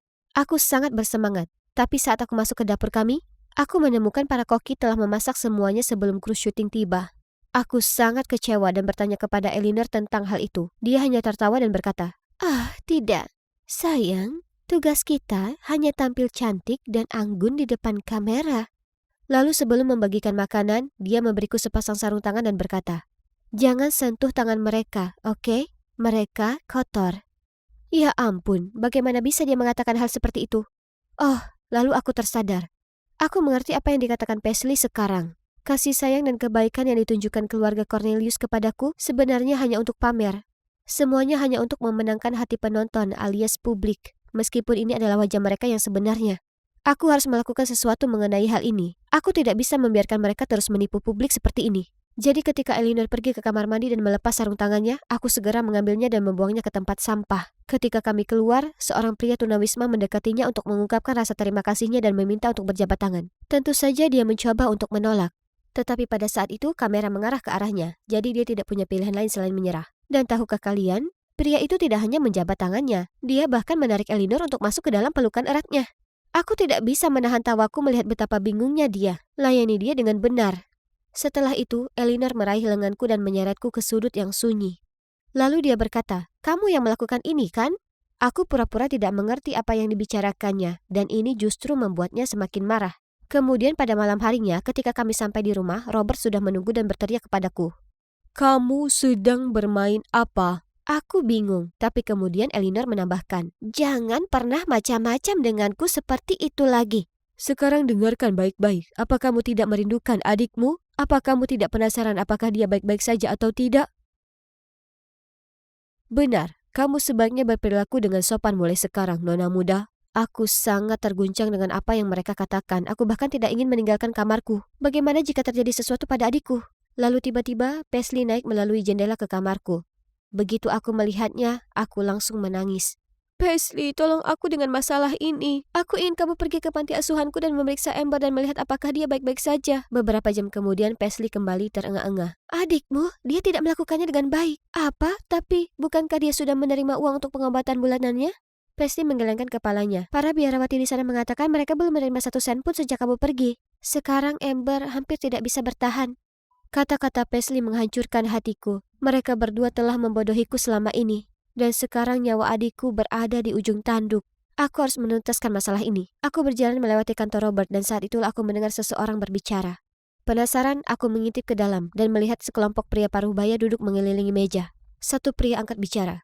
"Hei Robert, hari pemilihan akan segera tiba. Apakah gadis kecil itu masih melakukan pekerjaan dengan baik?" "Oh, jangan khawatir tentang dia. Dia hanya anak kecil yang konyol. Dia percaya apapun yang kukatakan padanya, terutama tentang adiknya yang sakit." Robert menyeringai. Beraninya dia berbicara tentang adikku seperti itu. Aku harus melakukan sesuatu. Aku tidak bisa membiarkan pria kejam ini terus membodohi semua orang seperti yang dia lakukan padaku. Jadi aku mengeluarkan ponselku dan mulai merekam.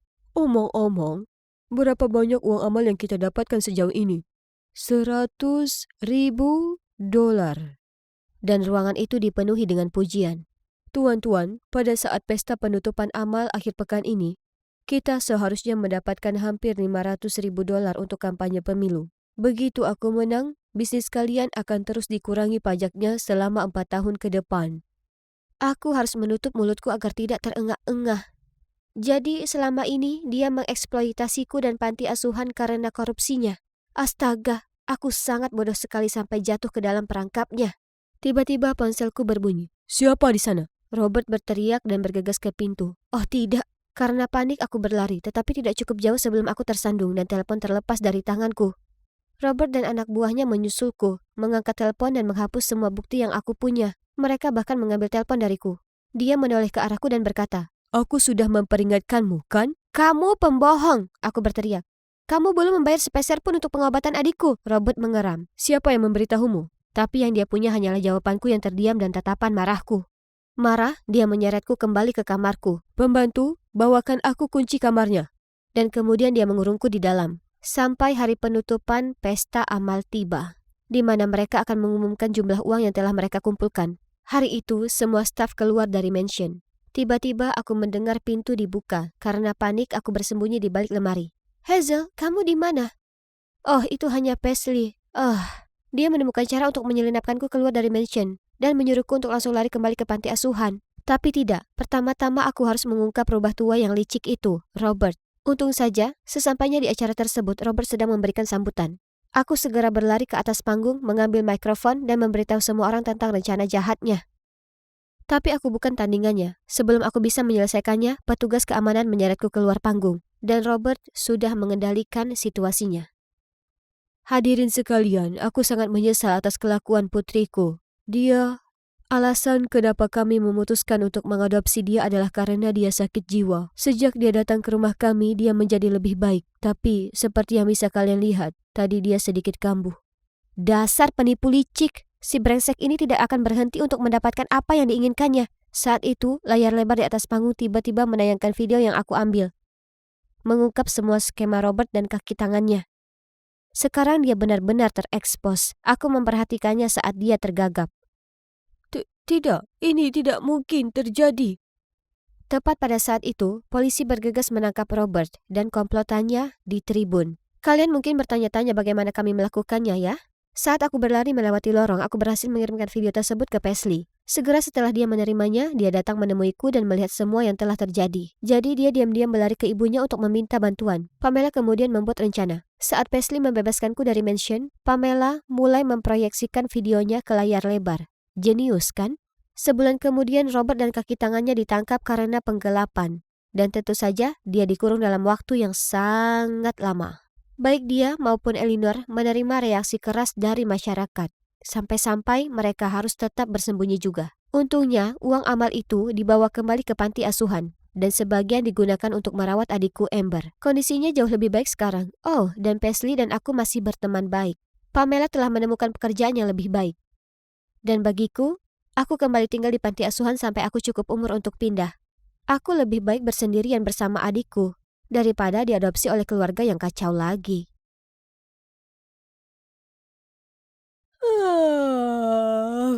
Terlalu banyak belajar dan kurang tidur membuatku merasa seperti zombie.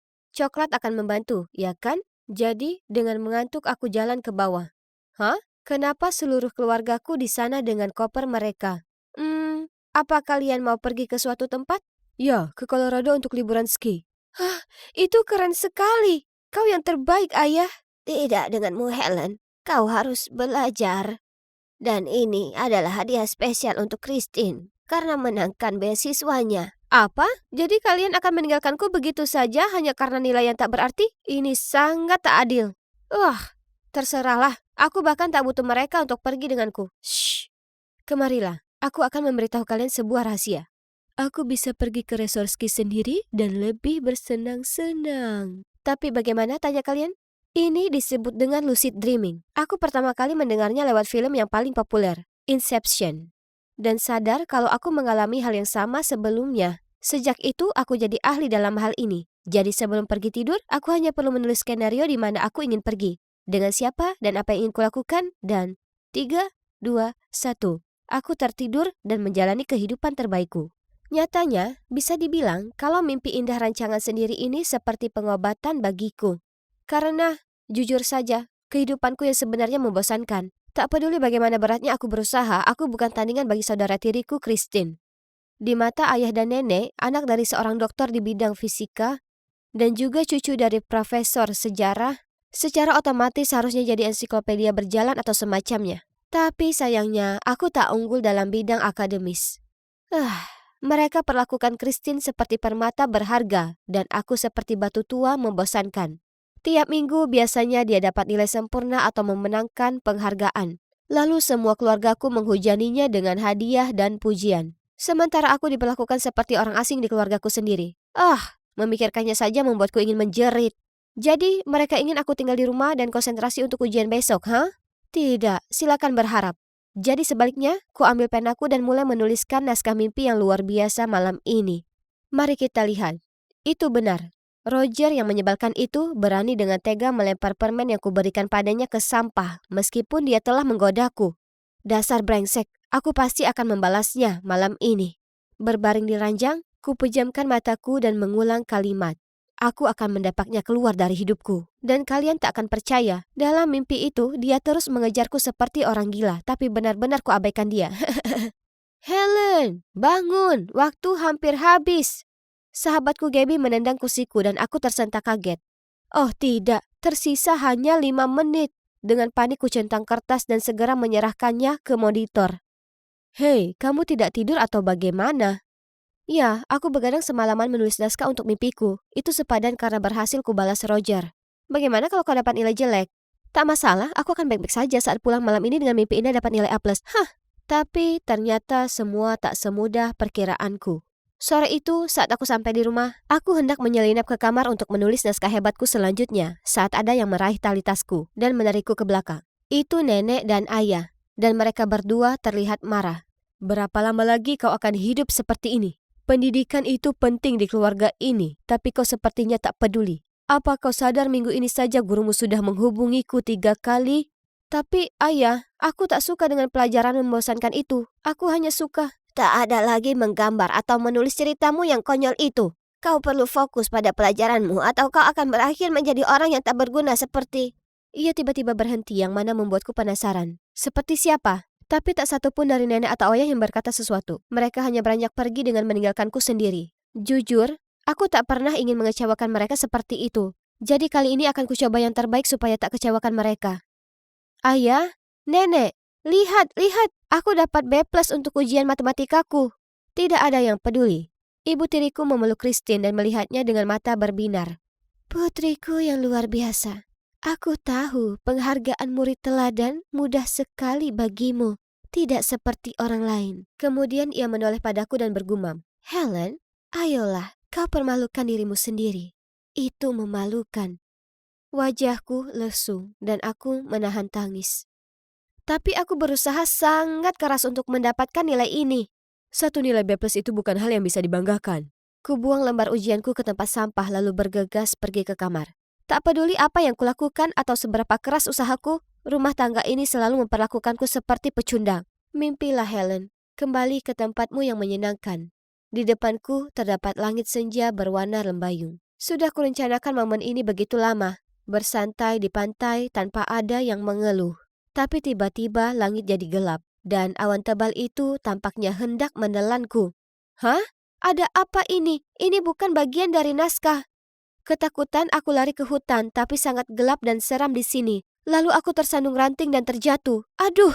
Saat ku gosok pergelangan tanganku dan mulai menangis, tiba-tiba seorang wanita asing muncul. Dia membawaku ke rumah kayu di ujung hutan dan dengan lembut membantuku membalut lukaku. Wanita ini, ya, dia tak membuatku takut sama sekali. Sebaliknya, aku merasa hangat berada di dekatnya. Penasaran, ku coba mendekat melihat wajahnya, tapi kemudian tiba-tiba aku terbangun dan menyadari air mata mengalir di pipiku. Sungguh mimpi yang aneh. Aku segera menggambar semua hal yang kulihat. Hutan itu, rumah itu, tapi anehnya aku tak bisa mengingat wajah wanita itu. Kenapa kau menggambar semua omong kosong ini? Ayah merebut sketsa dari tanganku dan melihatnya dengan cemberut. Itu muncul di mimpiku dan, buang itu semua. Mulai sekarang jika kulihat kau membuang-buang waktumu dengan gambaran bodoh ini lagi akan ada konsekuensinya. Ini sangat berlebihan. Aku tak bisa hidup tanpa menggambar. Ini satu-satunya yang membuatku tetap waras. Aku harus pergi dari sini, hidup dengan caraku. Lupakan mereka dan standar bodoh mereka. Akan kuciptakan duniaku sendiri. Aku pun mendiami kamar Gaby, dan disinilah aku berada hampir seminggu. Untungnya orang tua Gaby sungguh tak keberatan aku tinggal. Sedangkan keluargaku, mereka tak mengirimiku pesan sekalipun. Dan ya, mimpi terus berlanjut. Tapi sekarang aku masih takut tidur karena mimpiku yang jelas itu masih kacau. Terkadang indah, terkadang buruk. Dan sebagian besar hasilnya tak lagi seperti yang kuharapkan. Hingga suatu hari hutan menyeramkan itu muncul lagi. Tak peduli seberapa sering aku menjerit membangunkan diriku, aku masih tak bisa keluar dari mimpi buruk itu. Panik, aku terus berlari dan berlari dengan harapan menemukan tempat aman, hingga kulihat wanita itu. Dan sekali lagi dia ulurkan tangannya untuk membantuku. Kali ini tak akan kulewatkan kesempatanku. Kulihat dengan baik wajahnya, mengingat setiap detailnya, dan segera saat aku bangun, aku menggambarnya. Wah, aku tak tahu kau menonton acara malam ini. Gaby terkekeh. Acara apa? Lihat. Dia itu selebriti.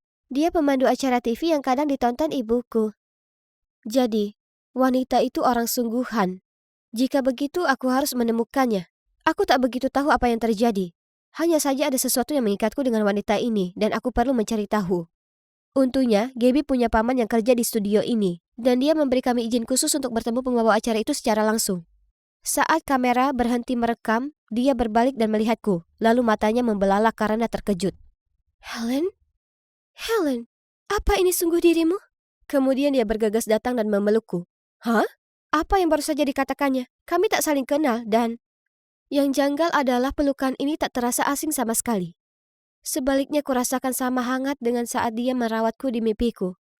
Saat dia melonggarkan pelukannya padaku dan tersenyum berseri-seri, aku berkata, dan Anda siapa? Sayang, ini aku, ibumu. Itulah saat kusadari sesuatu. Tentu saja dia ibuku. Lihat, kami punya mata yang sama. Tak perlu dikatakan ini kejutan besar. Kami saling berpelukan lama sekali disertai air mata. Lalu ibu mengajakku ke belakang panggung mengambilkan segelas air, lalu menceritakan semuanya. Jadi setelah aku lahir, ibu pernah tertangkap skandal perselingkuhan. Ayah marah soal kerugian yang akan terjadi pada karirnya, jadi dia mendapaknya keluar dari rumah dan tak izinkan dia melihatku. Sekian lama setelahnya ibu menemukan kalau nenek ada di belakang semuanya. Hanya karena ia tak menyetujui pernikahan ini, jadi ia menyusun ide itu. Tapi kenapa ibu tak pernah berusaha menemukanku, padahal selama ini ibu tinggal begitu dekat? Oh, tidak sayang. Aku selalu menjagamu. Suatu kali, beberapa tahun lalu, kulihat kau sedang bermain di taman. Rambutmu dikuncir dua dan... aku berusaha mendekatimu, tapi ayahmu mengancamku. Dia orang yang sangat berpengaruh, yang sebenarnya mampu menghancurkan hidupku. Dan kupikir tidaklah adil untuk menyeretmu melewati itu semua. Tapi, semuanya sudah berubah sekarang. Aku tak akan meninggalkanmu sendiri lagi. Aku masuk ke rumah itu dengan biasa saja, dan semua orang berhenti melakukan aktivitasnya dan melotot padaku dengan jijik. Kau kembali. Jika kau tak siap belajar dengan baik, maka tak usah repot-repot tinggal. Aku menghela napas panjang, lalu berkata, ayah tak bisa memperlakukanku seperti ini lagi. Aku berusaha keras dan tak adil kalau ayah menghukumku hanya karena aku menjadi diriku sendiri. Jadi aku pergi dan aku tak akan pernah kembali. Kemana kau akan pergi? Itulah saat ibu masuk. Oh Tuhan, kalian seharusnya lihat raut wajah mereka. Nenek sebenarnya terlihat seolah ia telah menelan sekawanan tawon. Aku berdiam diri dan membiarkanmu memanipulasi dan mengontrolku. Nah, tidak lagi. Ku bawa putriku dan kami akan jalani hidup yang pantas kami dapatkan. Kemudian mengacuhkan kata-kata jahat mereka, ibu memegang lenganku dan menuntutku keluar dari sana. Jadi itu momen di mana ku tinggalkan rumah dan pindah dengan ibuku. Sekarang aku menggambar sebanyak yang ku mau. Malah, ibu membiarkanku membuat mural di dinding ruang tamu. Ini akan keren sekali ketika selesai. Oh, dan tentang lucid dream itu, aku tak lagi menulis naskah. Sebaliknya, ku sadari bahwa aku lebih baik fokus pada kehidupan realitaku dan menjadikan diriku versi terbaik dari diri sendiri semampuku. Lagi pula, sehebat apapun dunia mimpi, tak akan seindah seperti menjalani hidup secara langsung. Ayo, ngaku. Kau curi kalungku kan? Mindy menatap kami dan menggelengkan kepalanya. Dia berkeringat.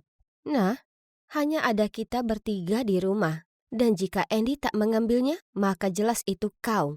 Serius, Cass? Kau harus percaya padaku, aku tak mengambilnya. Tapi jelas dia bohong, karena saat ku geledah tasnya, kalung Cass ada di sana. Cass menyuruhnya keluar dari rumah dan tangis Mindy pun pecah. Kasihan Mindy. Aku sangat ingin menghentikan Cass, tapi dia sangat benci orang lain menyentuh barangnya. Jadi aku diam saja. Kalian tahu, aku dan Cass bagaikan api dengan asap. Kami selalu tinggal di lingkungan yang sama, jadi kami besar bersama dan berbagi segalanya. Iya, hampir semua. Kecuali satu rahasia kecil yang bisa jadi menghancurkan persahabatan kami selamanya andai dia tahu soal itu. Andy, apa yang sedang kau lakukan? Aku mulai tergagap. Ini cantik sekali.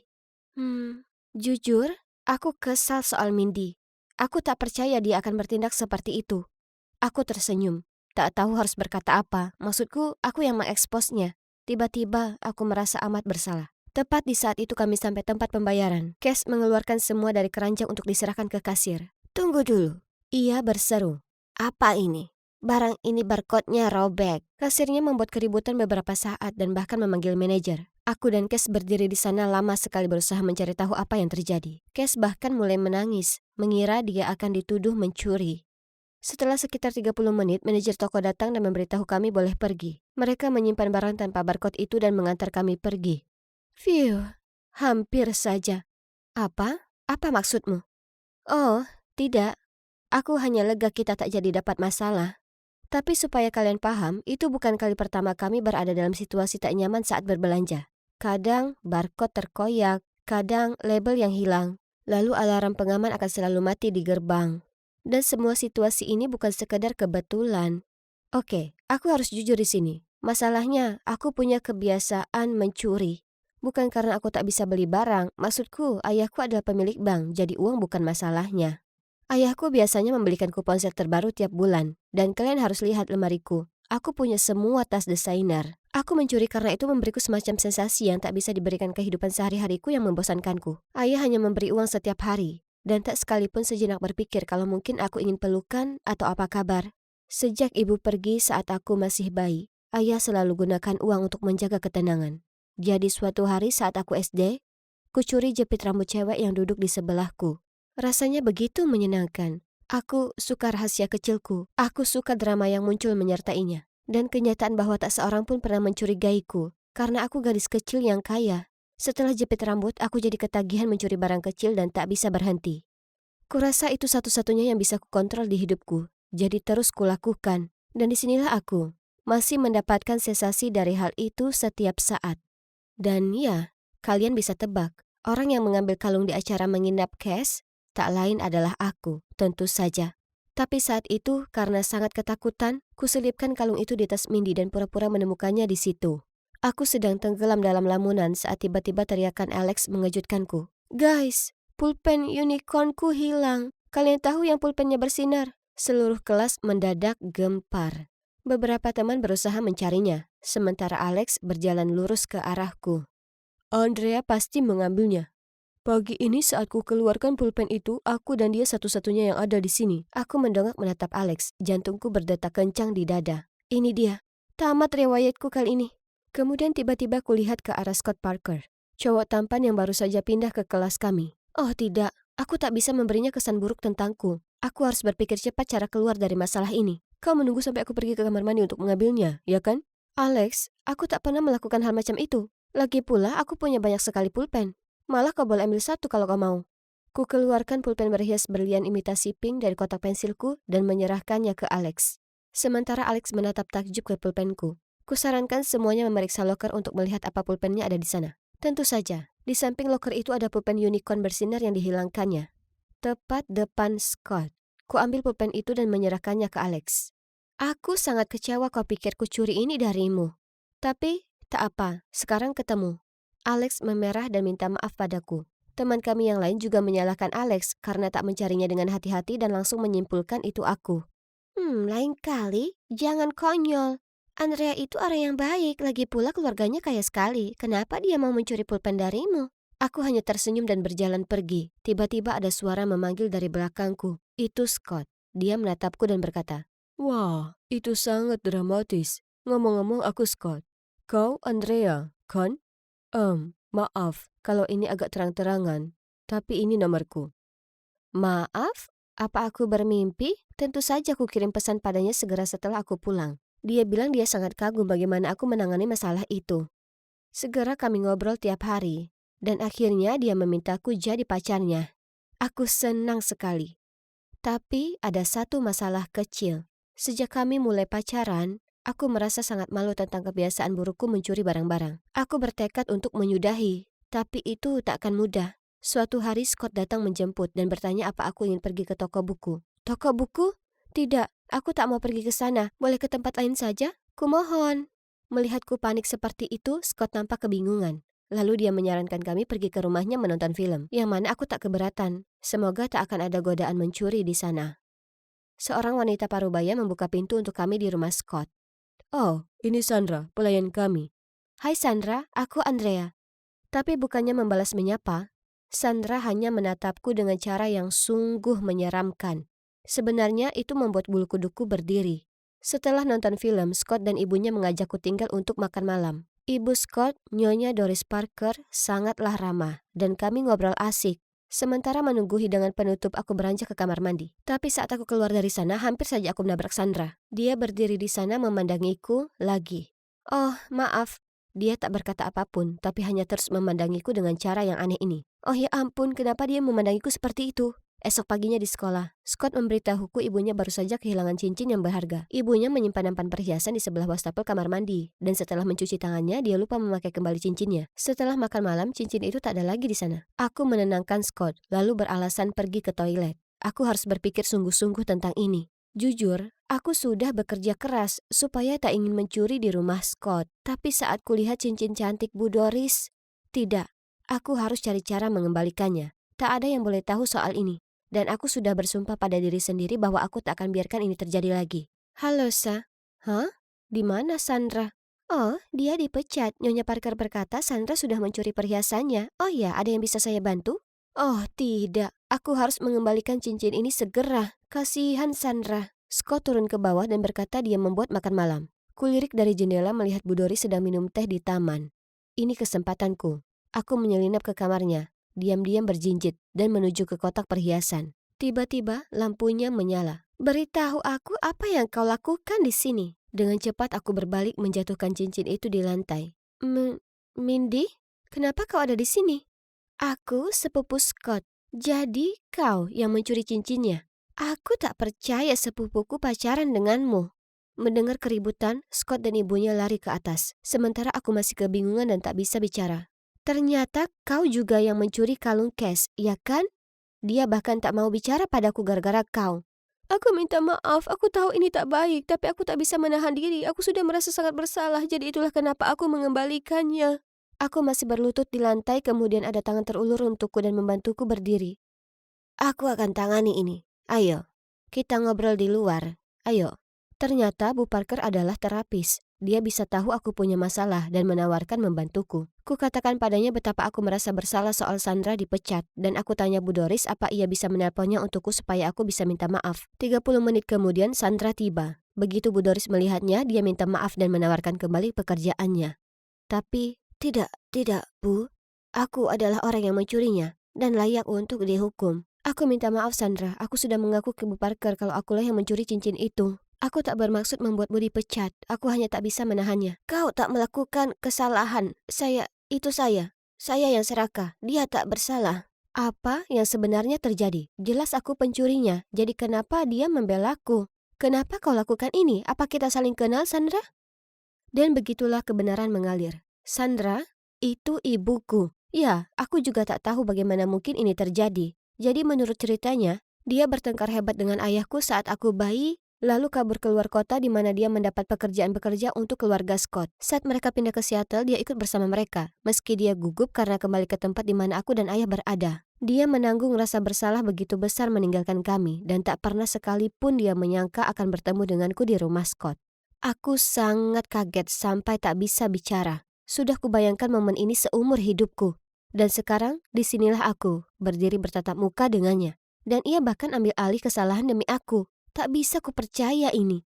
Ibu, aku minta maaf aku mencuri cincinnya. Aku tak percaya ibu sungguh ada di sini. Sayang, kau tak perlu minta maaf. Akulah orang yang akan minta maaf seumur hidupku. Meninggalkan putriku seperti itu. Ibu macam apa aku ini? Bagaimana mungkin kau akan memaafkan aku? Kami berdiri di sana berpelukan yang rasanya seperti selamanya dan aku tahu di saat itu kalau aku tak akan mencuri lagi. Doris mendiagnosaku mengidap kleptomania karena kurangnya kasih sayang dari ibu. Tapi sekarang setelah ibu kembali, aku tak punya alasan mencari sensasi dari mencuri. Aku punya semua yang kubutuhkan di sini. Ada beberapa momen di mana aku hampir mencuri lagi, tapi Bu Doris menyuruhku untuk menelpon ibu segera saat kurasakan dorongan itu. Dan saat ibu mengangkat telepon dan kudengar suaranya, dorongan itu memudar dan aku merasa jauh lebih baik. Scott dan Kes serta Mindy memaafkanku setelah Bu Doris mendudukkan mereka dan menjelaskan lebih lanjut tentang adiksiku. Sekarang, aku dan Scott masih bersama dan aku bertemu ibu setiap hari di tempat Scott. Ayahku belum memaafkan ibu karena pergi, tapi perlahan. Akhirnya, aku merasa semuanya lengkap dan masalah mengutilku sudah jadi masa lalu. Akhirnya, setelah 11 jam penerbangan, aku sampai di LAX, Bandara Internasional Los Angeles. Mengagumkan. Aku tidak sabar untuk bertemu ibuku. Kalian tahu, ayahku orang Prancis dan ibuku orang Amerika. Kami dulu tinggal bersama di Paris, tapi kemudian mereka berpisah dan ibu pindah kembali ke sini. Tentu saja aku sering berbicara dengannya di FaceTime dan sebagainya. Tapi ini pertama kalinya aku bertemu dengannya setelah 5 tahun. Aku belum pernah mengunjunginya karena ibuku adalah seorang pengusaha wanita yang sangat sukses dan dia bekerja sangat keras. Itu berarti dia tidak punya waktu untuk memberiku perhatian yang kubutuhkan. Tapi sekarang aku berumur 16 tahun dan bisa menjaga diriku sendiri. Aku akhirnya bisa berkunjung. Jadi, terima kasih kepada ayah dan ibu tiriku atas hadiah ulang tahun tiket pesawatku. Aku sekarang berada di LA yang cerah selama sebulan penuh. Aku tidak hanya bisa menghabiskan waktu bersama ibu, tapi aku juga bisa bersantai di vilanya yang sangat besar. Ah, beruntungnya. Tapi pertama-tama, ayo ambil semua barang bawaanku, lalu cari taksi ke rumah ibuku. Ya, sayangnya, dia tidak bisa datang menjemputku karena dia ada pekerjaan. Tapi tidak masalah, aku bisa mengatasinya sendiri. Oke, mungkin aku bicara terlalu cepat. Sudah setengah jam dan barang bawaanku tidak terlihat. Lalu, cowok tampan ini menghampiri aku dan berkata, "Hei, sepertinya kopermu hilang. Perlu bantuan?" Imut dan suka membantu. Aku benar-benar bisa terbiasa dengan orang-orang AS. Aku menunjukkan kepadanya tiketku, dan ternyata aku menunggu di tempat yang salah. Ups. Setelah membimbingku ke tempat yang benar, cowok yang kuketahui namanya Zack ini bahkan menurunkan koperku untukku.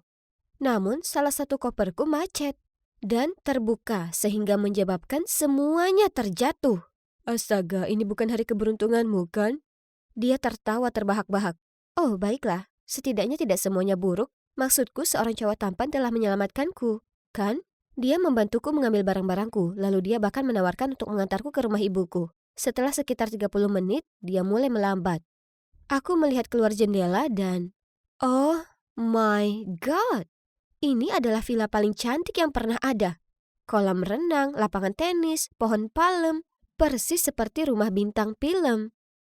Aku sedang ternganga memandangi villa, ketika tiba-tiba aku mendengar suara mesin mobil. Karena kaget, aku berbalik dan melihat Zack menjauh. Koperku! Aku berteriak. Laptop dan iPadku juga ada di sana. Ya Tuhan, kenapa ini terjadi padaku? Dan pada hari pertamaku di AS. Setidaknya aku masih membawa ponsel dan paspor. Jadi aku segera menelpon ibuku. Tak perlu dikatakan, aku sangat kacau ketika dia tiba. Siapa sangka pria berpenampilan baik seperti itu ternyata adalah seorang pencuri. Ngomong-ngomong, ibuku bisa membelikanku baju dan barang baru dan aku masih bisa bersenang-senang di villanya. Kan?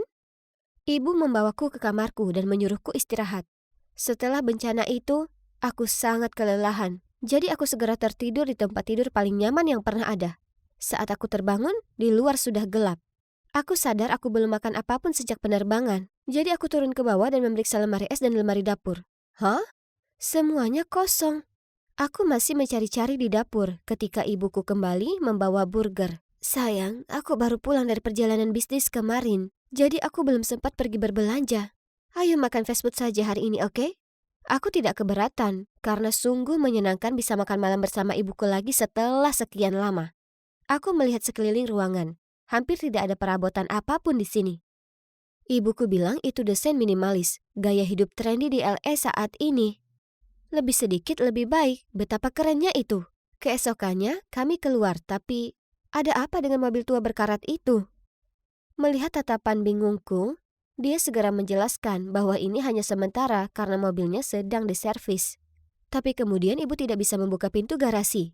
Ternyata biasanya dia punya sopir sendiri, tapi karena aku sudah menempuh perjalanan panjang untuk mengunjunginya, dia ingin menyetir sendiri.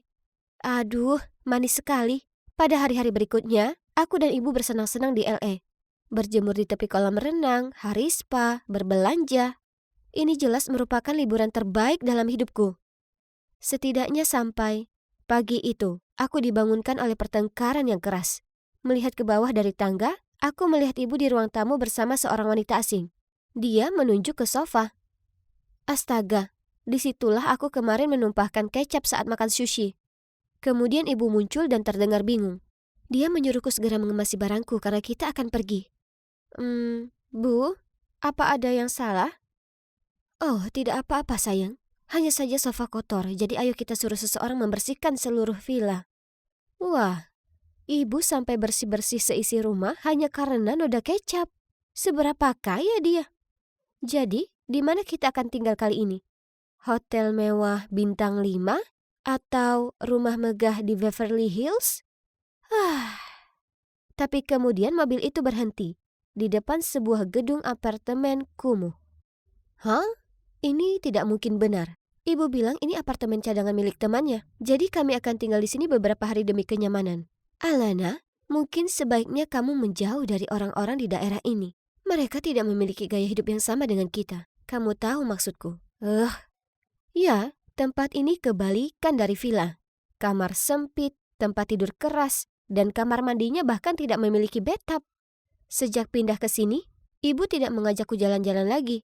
Di malam hari, dia berdandan dengan anggun dan pergi ke meeting kerja mewahnya. Pada suatu malam, aku sedang duduk sendirian menonton YouTube mengunyah kentang goreng untuk kelima kalinya minggu ini. Ketika ada ketukan di pintu. Aku membukanya, dan berdiri di sana seorang cowok lusuh yang mengaku sebagai Frankie, putra pemilik rumah.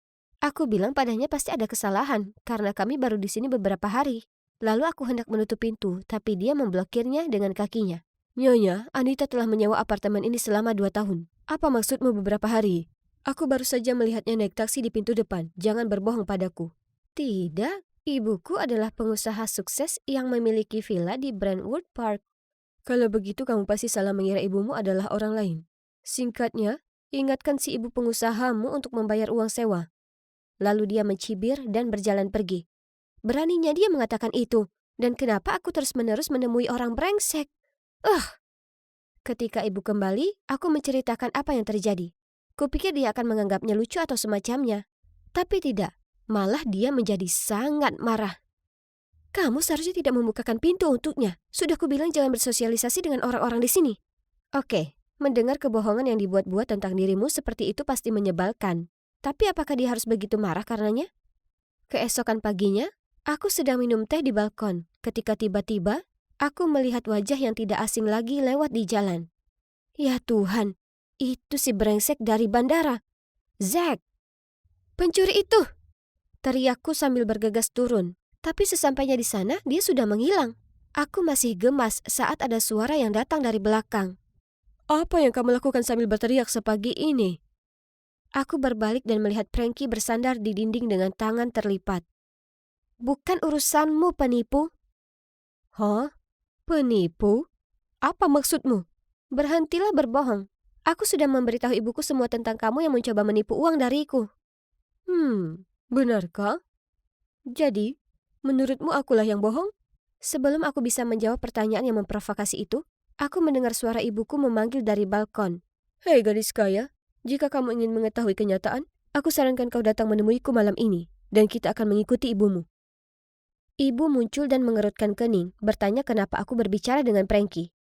Aku mengatakan sesuatu tentang menanyakan arah, lalu segera memasuki ruangan dan menutup pintu. Frankie jelas-jelas seorang pencuri dan brengsek kan? Tapi mengapa kata-katanya masih melekat di pikiranku? Aku sempat memperhatikan beberapa hal yang aneh. Seperti saat kami di villa, aku bertanya pada ibu di mana peralatan makannya, tapi dia tidak ingat. Tapi kemudian di apartemen ini dia langsung mendapatkannya. Ditambah lagi, kenapa ada foto dirinya di kamar, padahal ini adalah tempat temannya. Malam itu, ketika ibu bersiap-siap untuk pergi keluar, lagi-lagi aku melihat kalungnya. Hanya saja itu sebenarnya kalungku, yang telah dicuri bersama dengan barang-barangku yang lain. Ayahku membuatkan kalung itu khusus untukku. Jadi itu unik, tapi kenapa ibu memilikinya? Aku memujinya dan bertanya dari mana dia mendapatkannya. Tersipu-sipu, dia dengan gembira memberitahuku bahwa cowok kaya yang baru saja dia kencani telah membelikannya untuknya. Lalu dia bilang dia akan mengajaknya makan malam malam ini. Aku memaksakan senyum, tapi kepalaku dipenuhi pertanyaan. Siapa sebenarnya? Ibu. Aku diam-diam mengikuti ibu di jalan. Tiba-tiba, sebuah tangan menepuk pundakku. Ayo pergi. Aku berbalik dan itu adalah Frankie. Tanpa berkata apa-apa, aku mengangguk dan segera masuk ke mobilnya. Dan kami mengikuti taksi ibu. Tunggu, bukankah itu villa yang kita tempati sebelumnya? Beberapa saat kemudian, sebuah mobil mewah tiba, membawa ibuku ke restoran mahal terdekat. Kami mengintip melalui dinding kaca. Itu dia. Ibuku sedang duduk di sana, tersenyum dan berbicara dengan seorang cowok berjas. Apakah dia berpura-pura tinggal di villa itu untuk menipu cowok itu? Apakah ibuku seorang cewek matre? Aku tidak bisa menontonnya lagi, jadi aku menarik lengan Frankie. Tapi anehnya, dia tampak sama terkejutnya denganku. Bukankah ini idemu? Jadi kenapa wajahmu pucat? Dia hanya menggelengkan kepalanya dan membawaku pulang. Kami menunggu di apartemen sampai ibu kembali. Dan suasananya tegang. Sekitar tengah malam kami mendengar pintu terbuka. Dan ibu masuk dan menatap kami dengan khawatir. Dia mulai mengusir Frankie keluar dari sana, tapi aku menyelanya. Bu, aku tahu segalanya. Kamu sudah tinggal di sini selama 2 tahun. Kamu miskin, dan kamu menipu orang kaya. Sayang, bukan seperti itu. Tenanglah dan aku akan menjelaskan semuanya kepadamu. Jadi, ternyata, setelah menceraikan ayahku, dia bertekad untuk kembali ke AS dan sukses dalam bisnis. Tapi, dia gagal. Dan dia sangat malu. Dia berbohong padaku dan ayah.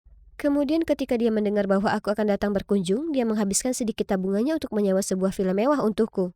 Tapi ketika aku tidak sengaja menumpahkan kecap di sofa mahal itu, dia tidak mampu memperbaikinya. Jadi kami diusir. Adapun pria yang bersamaku malam ini, aku bertemu dengannya saat berjalan di luar villa. Dia kaya dan baik. Dia menyukaiku dan aku juga menyukainya. Tapi bagaimana dengan kalung itu? Mama, ini sebenarnya punyaku. Ada di dalam koperku yang dicuri. Ibuku memberikan tatapan bingung. Tapi sebelum dia bisa berkata apa-apa, Frankie berseru. Pria itu penipu. Aku dan ibu ternganga saat melihat Frankie yang menoleh ke arahku dan berkata, maaf, tapi menurutku kalian perlu tahu yang sebenarnya. Lalu Frankie memberitahu kami bahwa pria itu tidak lain adalah ayah Zack. Setelah mengantarku kembali ke villa, Zack mengira ibuku kaya. Jadi dia membujuk ayahnya untuk datang dan menggodanya. Tapi bagaimana kamu menggali informasi tentang orang-orang ini? Karena aku kenal Zack. Ketika aku melihat Alana mengejarnya, aku tahu dia telah mencuri darinya. Tapi dia temanku. Bagus, jadi kalian berdua berbohong padaku. Lalu aku bergegas masuk ke kamarku, mengunci pintu, dan menangis. Keesokan paginya ibu mengetuk pintuku, tapi aku mengabaikannya.